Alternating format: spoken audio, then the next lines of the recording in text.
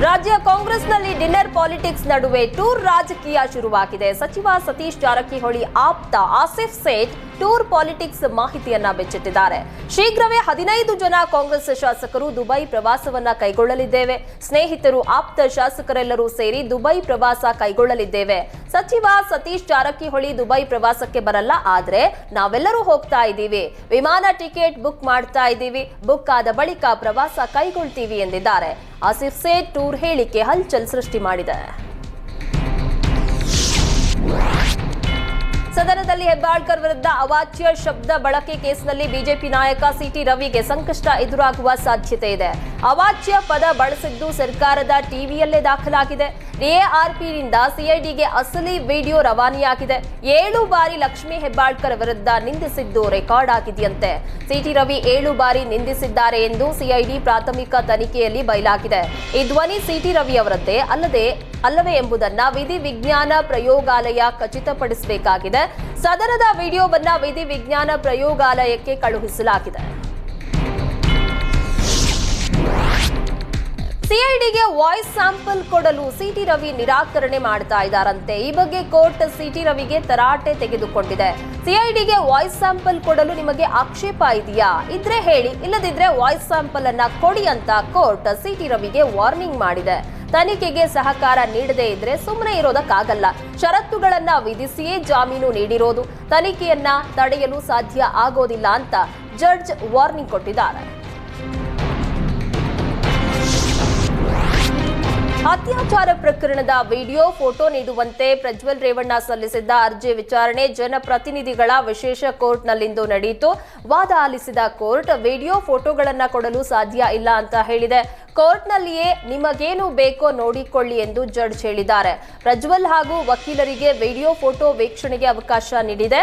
Video photo ಹಾಗೂ technical ಸಾಕ್ಷ್ಯ ವೀಕ್ಷಣೆಗೆ ನಾಳೆ ಕೋರ್ಟ್ನಲ್ಲಿಯೇ ಅವಕಾಶ ನೀಡಿದೆ. ತಜ್ಞರ ಸಹಾಯದಿಂದ ಫೋಟೋ ವಿಡಿಯೋ ವೀಕ್ಷಣೆಗೆ ಅವಕಾಶ ಎಂದಿದೆ.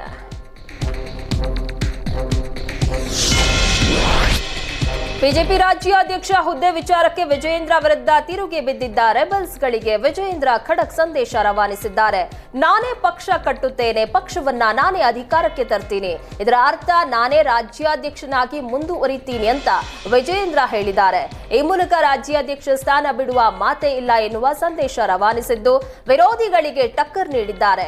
ಶೀಘ್ರದಲ್ಲೇ ಎಲ್ಲ ಗೊಂದಲಗಳು ಬೇಗ ಬಗೆಹರಿಯುತ್ತವೆ. ಭಿನ್ನ ಮತೀಯರ ಮಾತುಗಳು ನಿಲ್ಲುತ್ತೆ. ಎಲ್ಲರನ್ನೂ ವಿಶ್ವಾಸಕ್ಕೆ ತೆಗೆದುಕೊಂಡು ಪಕ್ಷ ಕಟ್ಟುತ್ತೇನೆ.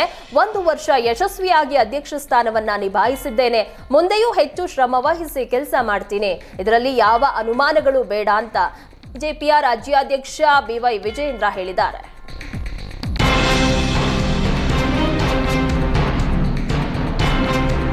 ಇಷ್ಟು ದಿನ ತಣ್ಣಗಿದ್ದ ಬಿಜೆಪಿ ಬಣ ರಾಜಕೀಯ ಮತ್ತೆ ಆಕ್ಟಿವ್ ಆಗಿದೆ. ವಕ್ಫ್ 2.0 ಹೋರಾಟ ಹಮ್ಮಿಕೊಂಡಿರುವ ಯತ್ನಾಳ್ ಬಣ ಮತ್ತೊಂದು ಸಭೆ ಮಾಡಲು ಸಜ್ಜಾಗಿದೆ.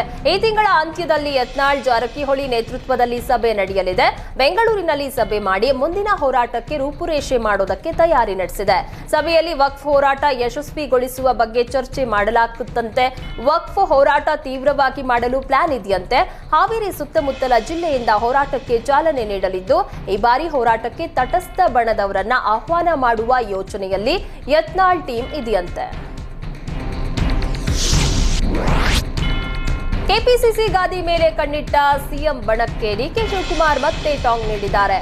ನಾನು ಯಾವ ಸ್ಥಾನ ಹುಡುಕಿಕೊಂಡು ಹೋದವನಲ್ಲ, ಹುಡುಕಿಕೊಂಡು ಹೋದರೂ ಸಿಗುವ ಸ್ಥಾನ ಅಲ್ಲ ಎಂದು ಟಾಂಗ್ ನೀಡಿದ್ರು. ವರಿಷ್ಠರು ನಾಯಕತ್ವ ಗುಣ ಸಂಘಟನೆ ನೋಡಿ ಆಫರ್ ಮಾಡ್ತಾರೆ. ನೆಹರು ಇಂದಿರಾ ಗಾಂಧಿ ಕುಳಿತ ಜಾಗದಲ್ಲಿ ಈಗ ಖರ್ಗೆ ಇದ್ದಾರೆ. ಮಲ್ಲಿಕಾರ್ಜುನ ಖರ್ಗೆಗೆ ಕಣ್ಣು ಕಿವಿ ಇದೆ, ಎಲ್ಲವೂ ಗೊತ್ತಿದೆ. ಹೈಕಮಾಂಡ್ ನಾಯಕರು ಎಲ್ಲವನ್ನ ನೋಡಿಕೊಳ್ತಾರೆ ಎಂದು ವಿರೋಧಿಗಳ ವಿರುದ್ಧ ಡಿಕೆಶಿ ಗುಡುಗಿದ್ದಾರೆ.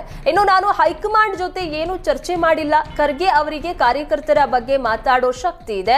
ಎಲ್ಲವನ್ನ ಮಲ್ಲಿಕಾರ್ಜುನ ಖರ್ಗೆ ನೋಡ್ಕೊಳ್ತಾರೆ ಅಂತ ಹೇಳಿದ್ದಾರೆ.